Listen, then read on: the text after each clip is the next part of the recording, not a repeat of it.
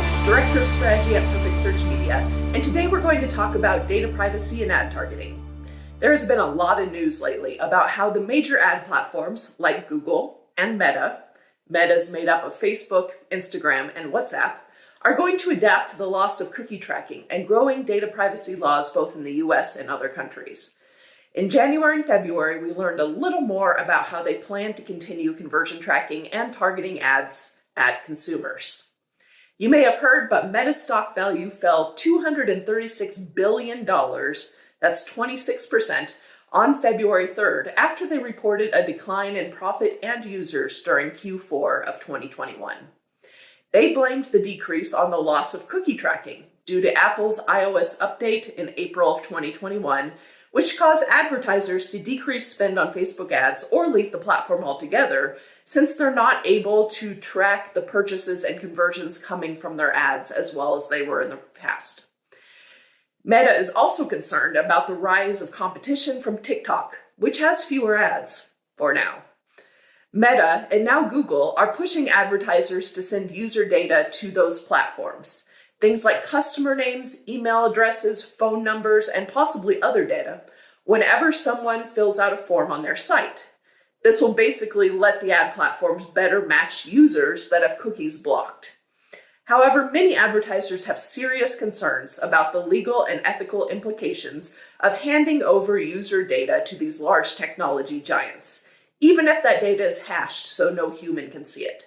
It's very different than adding a cookie to your site, which tracks people through an anonymous user ID or click ID.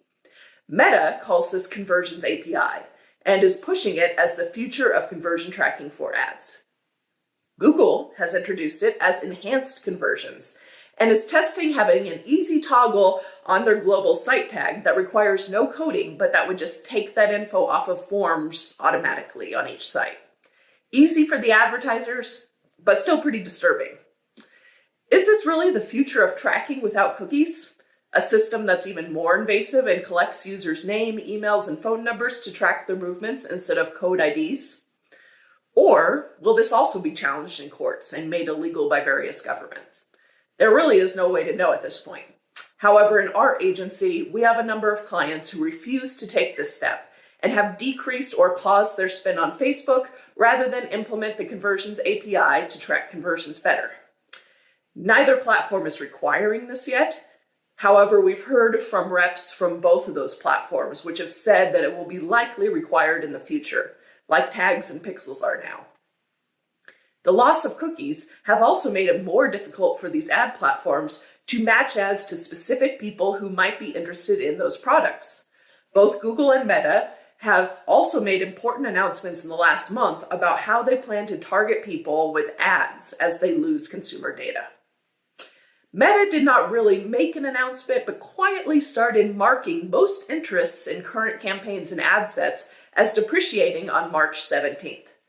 Many of those detailed audiences that advertisers have used in the past to specifically reach out to people who are already interested in their products are going away. Facebook suggests instead uploading first-party email lists to their platform to target, or targeting remarketing for people who've already visited their sites who still have cookies. Or they also suggest lookalike targeting, so creating audiences from either those first-party email lists or the remarketing audiences, and tracking people that Facebook thinks looks like the people who are already your customers. So this still relies on those cookie trackers or uploaded consumer data to help Facebook to target.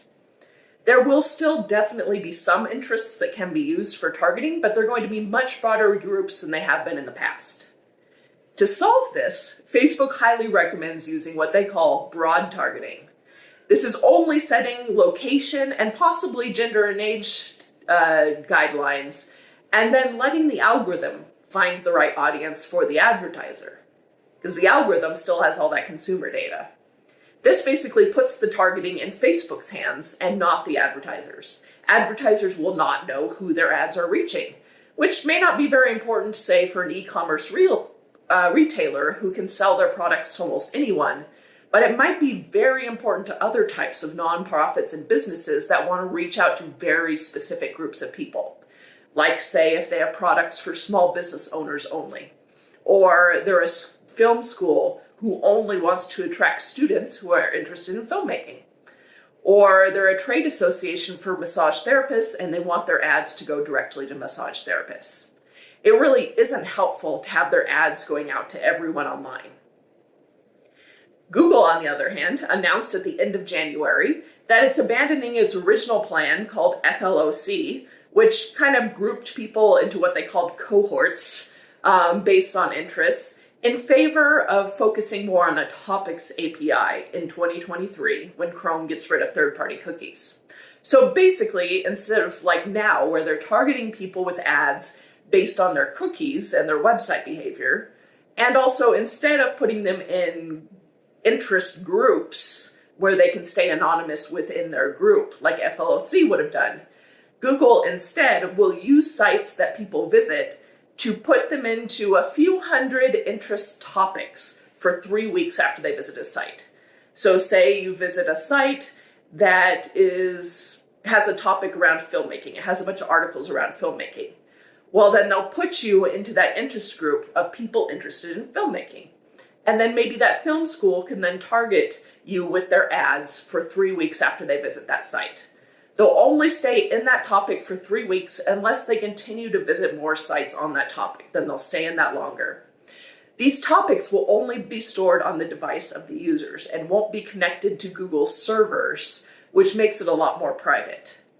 Users will also have the option to see which topics they're in and delete topics they don't want to be in, or they'll be able to turn topics off altogether, and then they'll just see random ads. They won't see ads that are specific to their interests at all. All of these changes are and will continue to impact digital advertising and performance measurement this year and into the future. The ad platforms are going to continue to develop more ways to track users and target them with ads, and data privacy laws and lawsuits will work to catch up with the legal issues around each implementation. Working with an agency that's flexible to update your ad strategy as each platform makes changes is essential when marketing online in the current environment. This has been your digital marketing update on data privacy and ad targeting. I'm Emily Lutz from Perfect Search Media. Stay tuned for the next video.